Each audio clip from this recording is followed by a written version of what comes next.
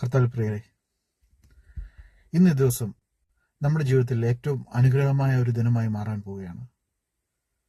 പലപ്പോഴും നമ്മൾ ചിന്തിക്കാറുണ്ട്, എപ്പോഴാണ് എൻ്റെ ജീവിതത്തിൽ നല്ലൊരു കാലം വരിക, എപ്പോഴാണ് എനിക്ക് പൂർണ്ണമായ മനസ്സിന് സന്തോഷം ലഭിക്കാൻ പോകുന്ന ഒരു ദിനമായി, എന്നാണ് എൻ്റെ ജീവിതത്തിൽ സംഭവിക്കാൻ പോകുക എന്നൊക്കെ നമ്മൾ എപ്പോഴെങ്കിലും ഓർത്തു പോകാറുണ്ട്.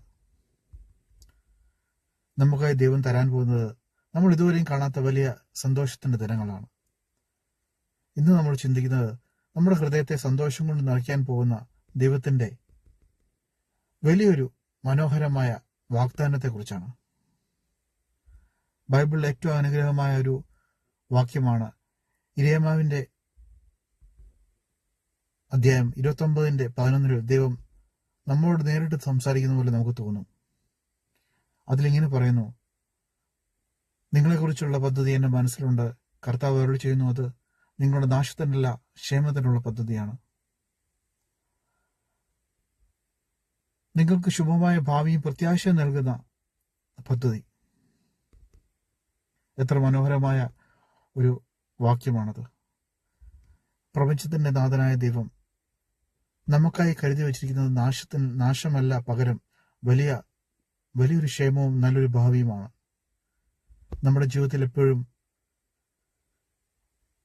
ഇപ്പോൾ നമ്മുടെ ജീവിതത്തിൽ ചില കാര്യങ്ങൾ വൈകുന്നുണ്ടെങ്കിലും ഓർക്കുക, ദൈവം മനോഹരമായ സമയത്ത് അത് നമ്മുടെ ജീവിതത്തിലേക്ക് തരുമെന്ന് പൂർണ്ണമായി വിശ്വസിക്കുക.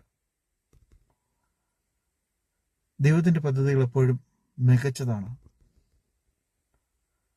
സങ്കീർത്തനത്തിൽ 16-ാം അധ്യായം 11-ാം വാക്യം ഇങ്ങനെ പറയുന്നു, അങ്ങയുടെ സാന്നിധ്യത്തിൽ സന്തോഷത്തിന്റെ പൂർണ്ണതയുണ്ട്, അങ്ങയുടെ വലതുഭാഗത്ത് എപ്പോഴും ആനന്ദമുണ്ട്.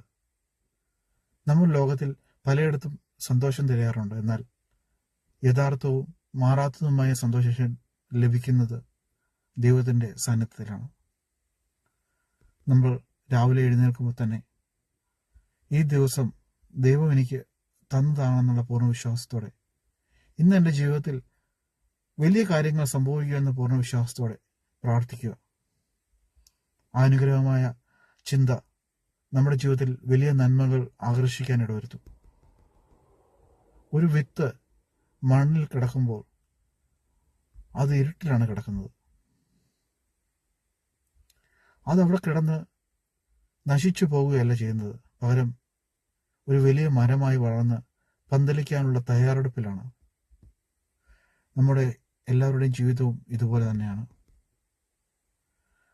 ചില ദിവസങ്ങളിൽ മനസ്സിന് വിഷമം തോന്നുമ്പോൾ നമ്മളൊന്ന് ഓർക്കുക, നമ്മൾ തകർന്നു പോവുകയല്ല, ഭാവിയിൽ വലിയൊരു നന്മയിലേക്ക് വളരാൻ പോവുകയാണെന്ന്. ദൈവം നമ്മുടെ കണ്ണീരെല്ലാം മാറ്റി നമ്മുടെ ചുണ്ടുകളിൽ വലിയ പുഞ്ചിരി തരുന്ന ദിവസം വിദൂരമല്ല. നമുക്കൊരുമിച്ച് ദൈവത്തോട് നന്ദി പറയാം.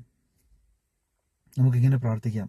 സർവ്വസ്നായ പിതാവേ, ഞങ്ങളുടെ ഈ ദിവസം മുഴുവനും അങ്ങയുടെ കൈകളിൽ സമർപ്പിക്കുന്നു. ഞങ്ങൾ നടക്കേണ്ടി വരുന്ന വഴികൾ ഞങ്ങൾക്ക് കാണിച്ചു തരണമേ. ഞങ്ങളുടെ തകർച്ചയ്ക്കായല്ല, ക്ഷേമത്തിനായി തന്നെ എന്ന് വചനം പറയുന്നത് പോലെ എല്ലാ കാര്യങ്ങളും അനുഗ്രഹമായി ഭവിക്കണമേ. പിതാവിനും പുത്രനും പരിശുദ്ധാത്മാവിനും സ്തുതി. ആമേൻ.